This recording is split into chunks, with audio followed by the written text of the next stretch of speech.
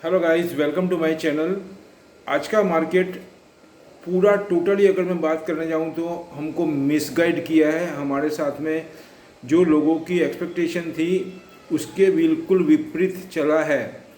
अगर आपने ध्यान दिया होगा तो मैंने कल जो वीडियो बनाया था उसमें मैंने 20%, 20.1% का जो जीडीपी ग्रोथ की बात की थी, उसमें मैंने ये बात लास्ट में दोहराई थी कि ये एफआईआई है। ऐसे टाइम पे वो नेगेटिव करके मैक्सिमम चर्निंग करने की कोशिश करते हैं, क्योंकि पूरे न्यूज़पेपर के अंदर, पूरे चैनल के अंदर, पूरे जो अपने मीडिया है उसके अंदर जब इतनी ज़्यादा चर्चा होती है कि एवर, जिसको बोलना चाहिए history in our Indian economy, 20.1% का जो टारगेट आया था जीडीपी का, उसके बदौलत सभी बहुत जोश में थे, बहुत ही एग्रेसिव होकर के काम करने की इच्छा में थे और उसी का बेनिफिट लेते उन्होंने मार्केट को ऊपर करके और बाद में किस हिसाब से मार्केट में एकदम बास्केट सेलिंग किया है मैं बताता हूँ। इसीलिए मैं आपको बार बार दोहराता हूँ, बहुत ध्यान से काम किया करो। एक्सपोर्ट की जो एक्सपर्ट्स हैं वो भी धोखा खाते हैं इसमें। तो कहने का मतलब है एफआईआई पूरा ग्रिप अपने हाथ में लेकर के चलती है जिस भी कंट्री में वो एंटर होती है। तो मैं आपको ये बताना चाह रहा हूँ, इसमें मेरा कहने का तात्पर्य सिर्फ इतना ही है कि हमको ऐसे टाइम पे बी अलर्ट होकर के और जो ज़्यादा रिस्क ले सकते हैं वो भी स्टॉप लॉस लगा करके ही काम करें। तो आज आपको मैं डैशबोर्ड की बात करूं आपको, तो डैशबोर्ड के अंदर ऐसा है, उसके अंदर ये आप देखेंगे 57,338, मतलब 214 पॉइंट माइनस में। ये लगभग 1 घंटा बाकी था तभी माइनस में किया है उन्होंने। इसका मतलब क्या हुआ कि 200 के करीब पॉइंट, 225 के करीब प्लस में करने के बाद में उन्होंने इसको माइनस में कर दिया है। उसके बाद में आप देखेंगे तो निफ्टी के अंदर आप देखेंगे -56 पॉइंट उन्होंने किया है 17,076 का। और उसके बाद में आप देखेंगे तो बैंक निफ्टी जो है 36,574 जो कि प्लस रखा है। अगर ये प्लस नहीं रखते तो मार्केट यहाँ से 300 350 पॉइंट से भी ज़्यादा होता। और भी मैं आपको गहराई में जाकर बताऊंगा। जो बैंक निफ्टी है वो 36,574 पे बंद रखा है, 150 पॉइंट प्लस रखा है। और दूसरा यहाँ पे मैं आपको बहुत ही इंपॉर्टेंट बात बताना चाहूँगा, एफआईआई कितनी स्ट्रेटजी से काम करती है। उन्होंने पूरे दिन के अंदर जब मार्केट को पहले ऊपर किया तब सभी स्क्रिप्ट को उन्होंने ऊपर कर दिया, हिंडाल्को, मेटल, उसके बाद में और भी अदर टाटा की कंपनी, उसके बाद में आप देखेंगे तो कंज्यूमर की कंपनी। लेकिन उसके बाद में उन्होंने शार्पली लगभग 1 घंटा बाकी होगा, 1.5 घंटा, तब उन्होंने एचयूएल को बढ़ा दिया, रिलायंस को बढ़ा दिया और 1-2 आइटम को बढ़ाने के बाद में और अपने और भी आइटम जो थी उनको बढ़ा करके और कितना शार्पली बास्केट सेलिंग किया है। और मार्केट को विद इन ए 50 मिनट, मतलब 40 से 50 मिनट्स के अंदर 214 से ज़्यादा पॉइंट का उन्होंने माइनस कर दिया। लेकिन अगर वो यहाँ पे एचयूएल को 30 रुपये, 35 रुपये अगर नहीं बढ़ाते और अगर रिलायंस को 20-22 रुपये नहीं बढ़ाते तो यही इंडेक्स आपका जो अभी 214 है वो कम से कम 450-500 से भी ज़्यादा पॉइंट हो जाता माइनस में। मेरा कहने का मतलब है।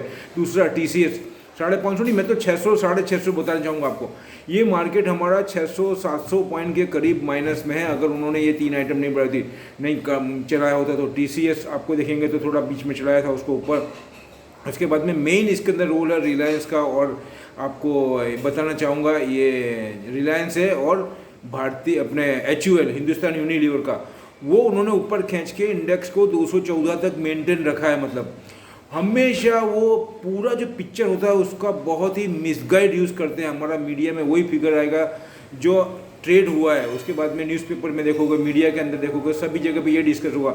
लेकिन हमको हमेशा कर्टन के पीछे जाके बात करनी है। तो अभी यही कारण था हमारा मार्केट सेल ऑफ हुआ है। और आज की बात मैं अगर करना चाहूँ तो आज जबकि पूरा सपोर्ट था हमको निकाई से, निकाई आप देखेंगे तो 300 ने, मतलब 376 पॉइंट, 370-76 पॉइंट अपना प्लस में था। मतलब निकाई जापान का मार्केट, इवन दो हमारे मार्केट को सुबह ऊपर खींच करके लोगों को माल पहना दिया है। अब मैं आपको आऊँगा क्यों ऐसा डिसीजन लिया, क्योंकि जो चाइना के अंदर आप देखेंगे तो उन्होंने data PMI, purchase manager index, purchasing managing index, जो मैनेजर इंडेक्स होता है उनका पीएमआई, वो बहुत ही घट के आया है। और उसमें एक्सपर्ट्स क्या बात कर रहे हैं उसके ऊपर भी मैं बात करना चाहूँगा आपको। मैं आपको ये बताना चाहता हूँ उसके अंदर क्या मैटर है। उनका जो पीएमआई का एक्सपेक्टेशन था 1/9 का, वो लोगों ने एक्सपेक्टेशन किया था 51 के करीब आएगा, लेकिन उसकी जगह 47.5% है, जो कि एक रिकॉर्ड ब्रेक, बहुत साल का, 8-10 साल का बोलूँ तो उससे भी ज़्यादा साल का रिकॉर्ड ब्रेक लो आया है। मतलब परचेजिंग मैनेजर इंडेक्स, और उसके बाद में मैं बोलूँगा अगस्त का जो फिगर है वो भी नेगेटिव है। तो अभी कुछ एक्सपर्ट ऐसी बात कर रहे हैं कि ये स्लो डाउन है चाइना का, क्योंकि चाइना के अंदर बहुत से ऐसे रिस्ट्रिक्शन डाले गए हैं गवर्नमेंट के द्वारा, और अब वो देखते हुए वहाँ के जो मेन जो वहाँ के ऑनर इंडस्ट्रीज है, जो वहाँ के ऑनर है, जो वहाँ के सिटीजन है, बड़े बड़े बिजनेसमैन है, they are also question mark. लेकिन वहाँ पर कोई भी ओपनली क्रिटिसाइज नहीं कर सकता, कोई ओपनली बात नहीं कर सकता। अब मुद्दा ये उठ रहा है, मैं आज सुबह से और दोपहर को जो मैंने पढ़ा उसके अंदर जो यूएसए के बड़े बड़े एक्सपर्ट्स हैं वो ये सोच रहे हैं कि वहाँ पे अब बिजनेस करना खतरे से खाली नहीं है। कहाँ पे? चाइना के अंदर। तो ये बात ही हमारे लिए सफिशिएंट, ये एक बिजनेसमैन ने नहीं बोला, ये डिबेट का मैटर है। बहुत से बिजनेसमैन का इंटरव्यू लिया गया, वो सभी यही बोल रहे हैं कि अब ये टाइम ऐसा है जहाँ से हमको या तो इन्वेस्टमेंट करना रोक देना चाहिए, और जो लगा हुआ है उसको भी हमको वहाँ से निकालना चाहिए, क्योंकि चाइना जो है वो बहुत एग्रेसिव स्टेप ले रहा है अपनी इकोनॉमी को पूरा डाइवर्सिफाई करने के लिए हर एक क्षेत्र में। क्योंकि उनको अब ऐसा लग रहा है, ये पॉइंट आया था, मैंने सुना था, उनको ये लग रहा है कि जो एजुकेटेड पीपल है वो हो सकता है कि ये जो जिनपिंग की पार्टी है उसके सामने ऑब्जेक्शन ले सके। इसके लिए उन्होंने थोड़ा टाइम पहले आपको मैंने बात की थी कि उन्होंने पूरा एजुकेशन भी चेंज करने की बात करी है, और उसके अंदर जो जिनपिंग की पार्टी है उसको उन्होंने बहुत सारे उनके चैप्टर उसमें ऐड किए, जिससे कि आने वाली जनरेशन उसको समझ सके और उनका विरोध नहीं करे। कहने का मतलब ये जियोपॉलिटिकल का मैटर है, उससे मैं अभी दूर रहना चाहूँगा। लेकिन मेरे कहने का मतलब ये है बताने का कि उससे मैं आपको ये बताना चाहता हूँ कि ये मैटर अगर चल रहा है, ये बात चल रही, तो उसका इनडायरेक्टली बेनिफिट सीधा इंडिया को होगा। लेकिन यहाँ पे अभी मैं आपको फिर दोहराना चाहूँगा, 1 स्टेप फॉरवर्ड 2 स्टेप बैक वाली पॉलिसी से ही वो चल रहे हैं। आज हमने एग्जांपल देखा, लेकिन कल मैं आपको बताना चाहूँगा I am very bullish for our Indian market. अब आपको बताना चाहूँगा उसके अंदर कौन कौन से सेक्टर के अंदर वो पॉजिटिवनेस दिखा सकते हैं। उसके अंदर मैं आपको बताऊँगा आज, जैसे कि कंज्यूमर आइटम है, मैं आपको स्क्रिप्ट बाद में दे रहा हूँ।